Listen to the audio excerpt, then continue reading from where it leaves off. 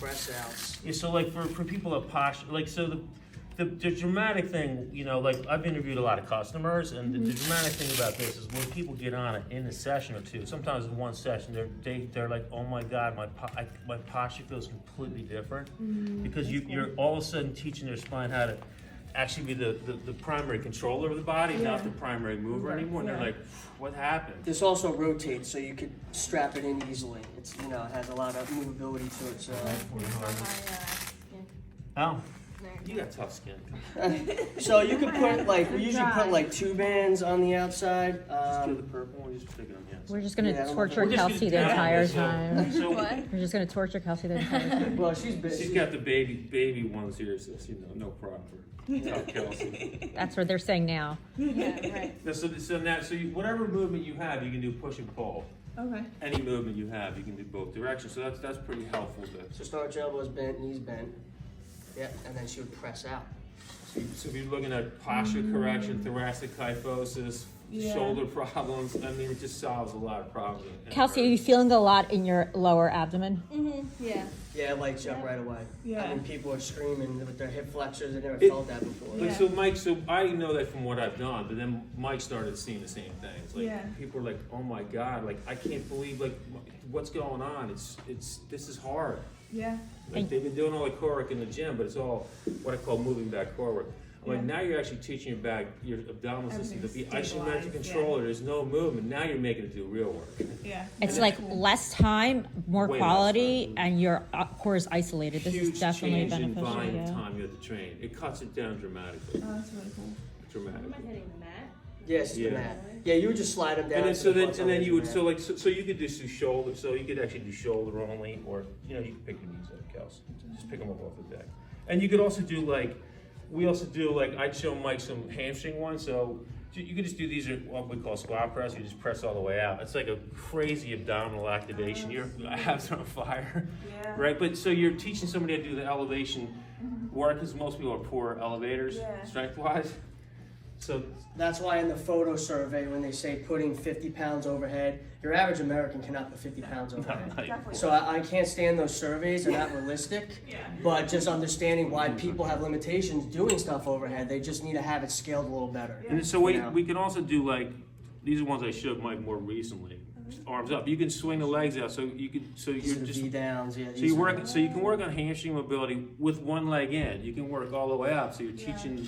So you're using the core as a controlling system, hamstring work, Yeah.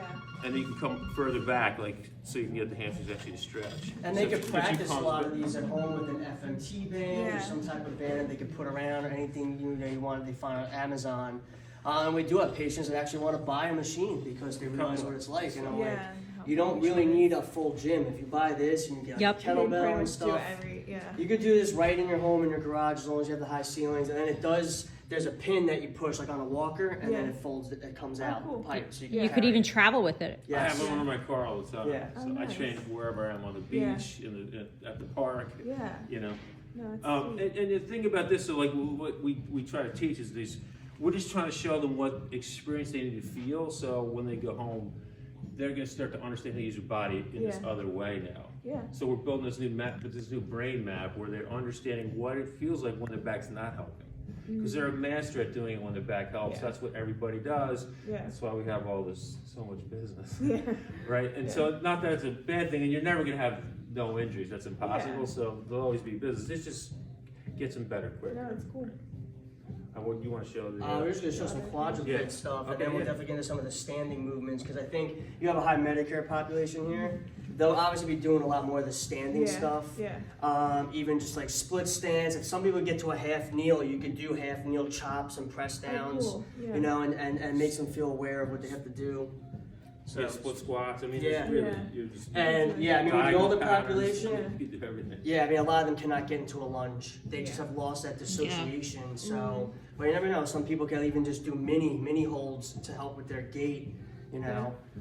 But this will help them feel for where their spine is. You know, and there's a lot. You know, I've had a number of clients that have had chronic back pain, it goes away, and I never got them off the ground. They were just standing up. I just had them doing standing movements. I didn't get them on the ground.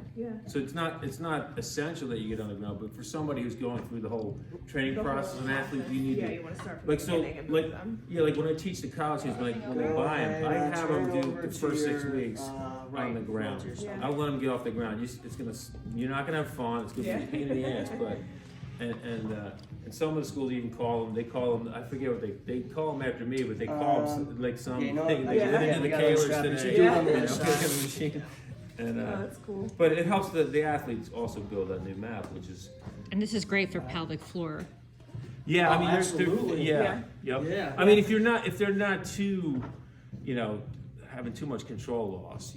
I've had pelvic people do it. Yeah. Some people would need more like, minutia more, work first, yeah. and then you could. But do then, this. like, this would be a great progression. Yeah, Nicole and I were discussing after a C-section, like after the healing from 6 to 8 weeks, this is probably ideal. Yep. Yeah. Definitely, no question about it. I mean, I think the other thing too is like people are, they get C-sections or they're like, oh, I can't, my abs are gone forever. Oh, I'm exactly. like, what? That's not true. It's like, wait a minute. I said, no. You're telling yourself a bad story. That's not true. You can get your ass to be like. Well, unfortunately, the super surgeons just say don't lift anything more than this pounds for 6 weeks, and then what? Yeah. And they're like, and okay, that's fine. why- Go back to life. And that's why, we want to bring you on our podcast, talk about pelvic floor stuff. Yeah, because there's sure. a lot more talk about that, especially with the young female population, even active, and it's neglected, but they're obviously doing a lot more research on female health. Yeah. And talking about that. Is that one of your specialties, pelvic floor? Yeah. So, and they obviously, we deal with a lot of females over there, and some of the girls will talk more to Joe, my strength coach, and them about some issues because they're doing more performance end and they feel comfortable. But sometimes it's nice to have a female voice to do that, to talk to them about those things they might not feel comfortable. They might even talk to their parents about it.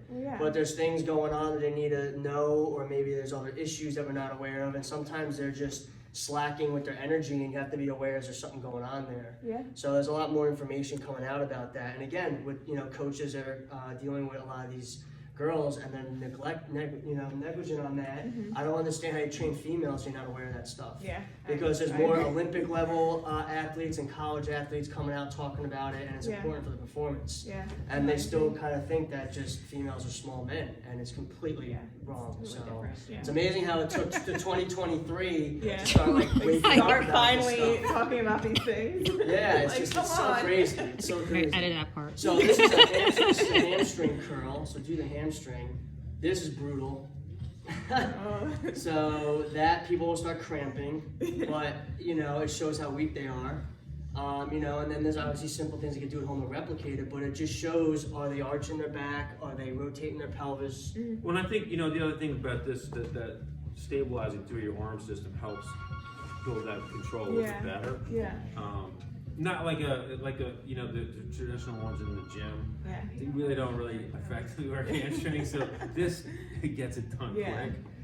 And you can also turn on your side too. You could do the prone ones. You can go on the side and do them. Like she could be lying on this side, and you can actually do the hamstring curl on the side. Like an oblique kind of exercise, would you say? Yeah, you're gonna work the obliques on the one side. No question about it. Do the quadruped pull. So you just come up on your. This is great for tightening your bladder too. Yeah, I mean, just teaching them, like you said, fundamental force. But understanding how to start to get leg Absolutely. Yeah, it's like you don't even know you have the weakness till you get on the This is machine. the resisted bird dog. This Oh, one. nice, yeah. With this position is called the what?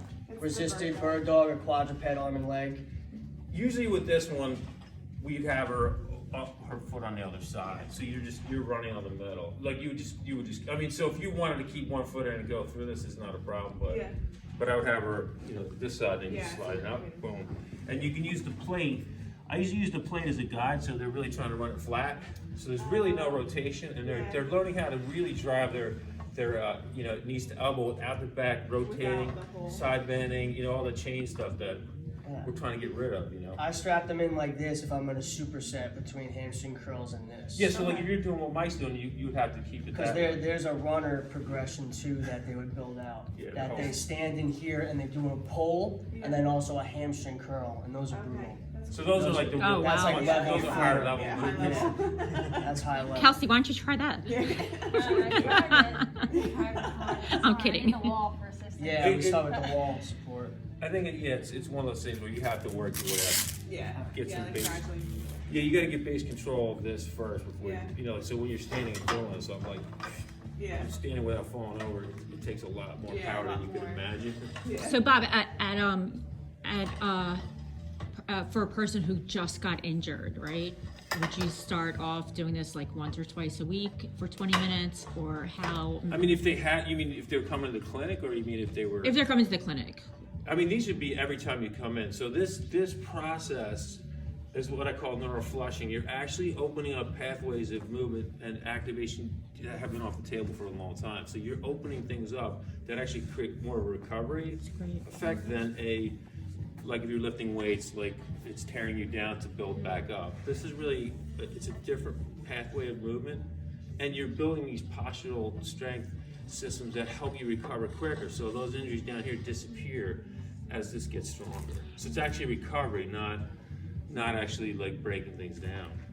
Does that make sense? So it's not really, Absolutely. it's really a different process altogether. So this is a good one I would start with a lot of older patients for balance. They just have to pull this down and control the resistance. You'll see a lot of them will do this. Yeah.